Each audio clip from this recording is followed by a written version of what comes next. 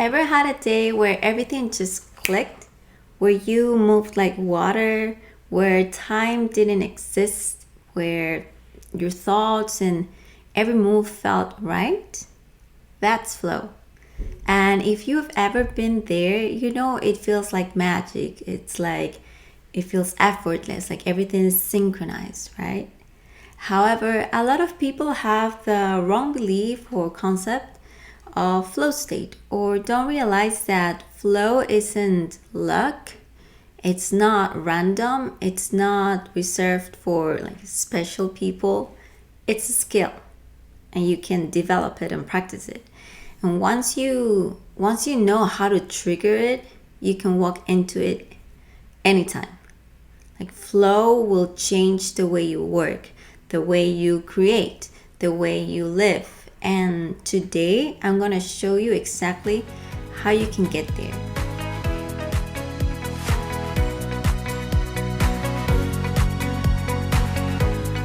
So, what is flow state? Flow state is the zone where your mind and your body sync perfectly. You're not forcing it, you're not doubting, you're just doing. It's the runner who feels like they're flying.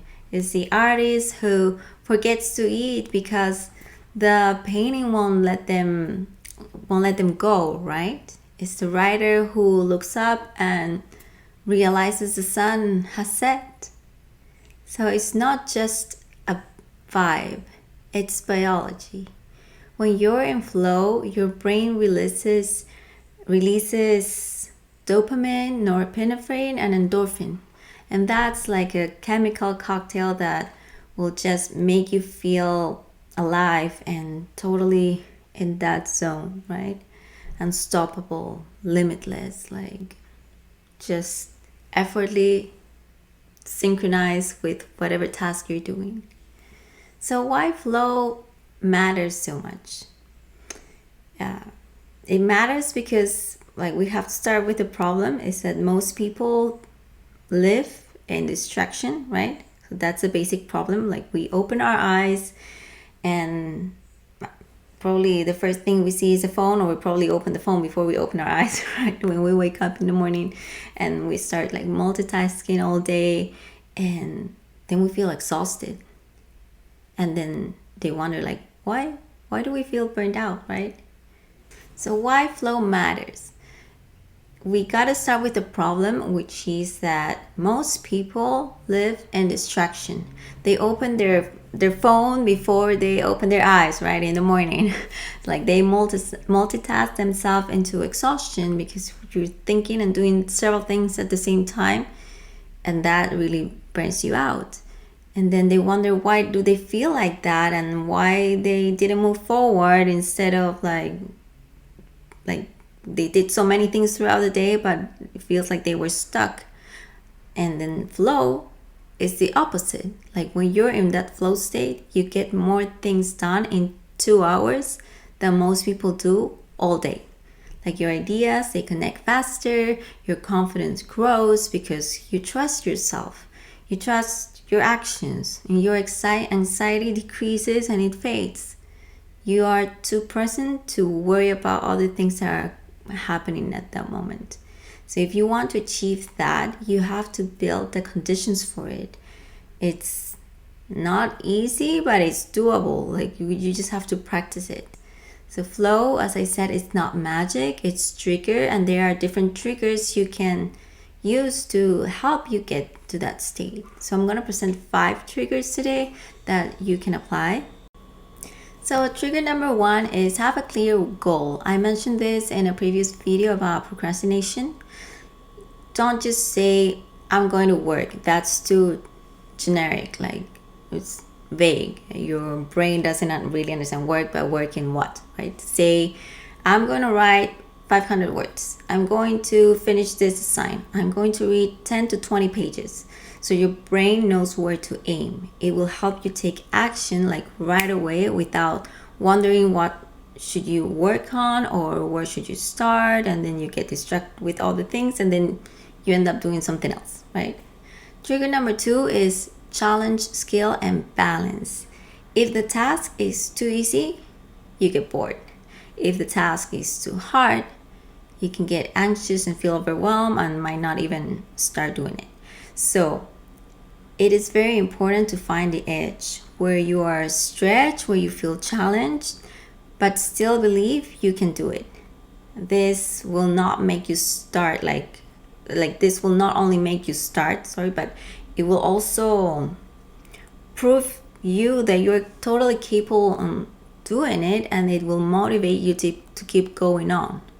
Then trigger number 3 is that it eliminates distraction. Like one notifications can kick you out of flow for 20 minutes or an hour or even more, because one distraction leads to another distraction and then another distraction, and then suddenly 2-4 hours went by and you're doing something totally different or just scrolling on your phone, right? So silence your devices, hide them, try to avoid and limit any type of distractors. Like try to create a space that allows you to have peace and be able to focus. So protect your space. Trigger number 4 is ritual and priming.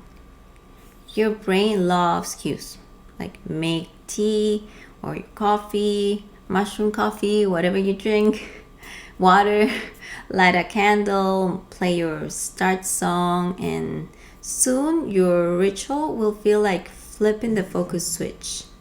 Trigger number 5 is deep engagement. Commit for 20 minutes minimum.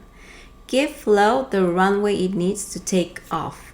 Like then next time do it for 25 or 30 minutes. Like keep adding time to build stamina and promote your endurance in flow state. That's very important because it won't happen that by magic, and at the beginning it might be hard. It's like when you do yoga or practice meditation, that at the beginning you have a lot of intrusive thoughts, and just try to keep them as thoughts and not take them to an action, because then it's harder to go back. And the more you practice this, the less intrusive thoughts you'll have, and then whenever they appear, you will just be able to move forward quickly. So how to practice flow?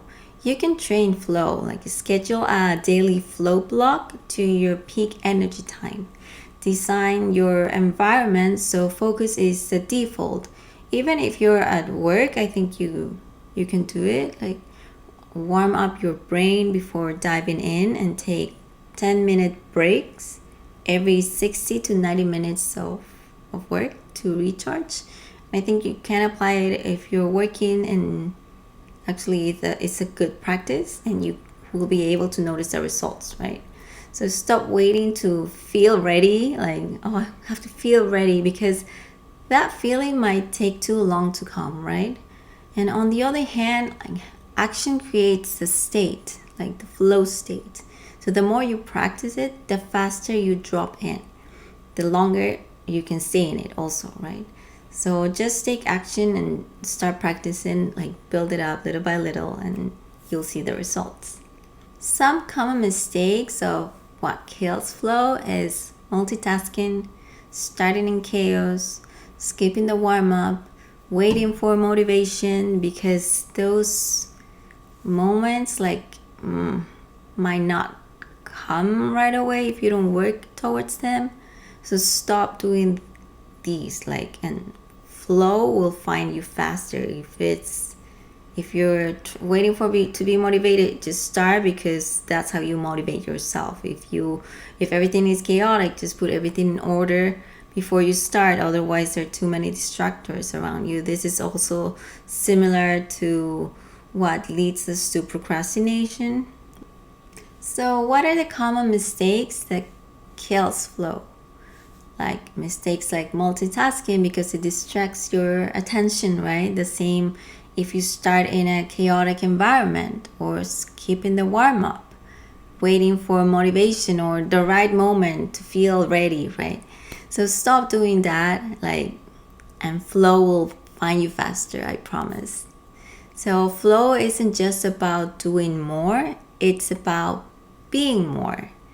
In flow, you are fully present and you kind of let go of your past, and Yes, your past is always going to be part of you, and then you let go of your worries from the future. That's also part of you, but you stay here in the present, fully alive, fully you. So here's your challenge for the next 7 days is to create a 1 20-minute block a day just for flow, whenever you think it's more convenient for you. So protect it, enter it with intention, watch how it transforms your work, your mood, your life. Like your best self is already here. Flow is just a doorway that's going to help you. It's a tool, right? So thank you for being here and sharing your time with me. Let's get going together and see you soon, and let's bloom. Bye bye.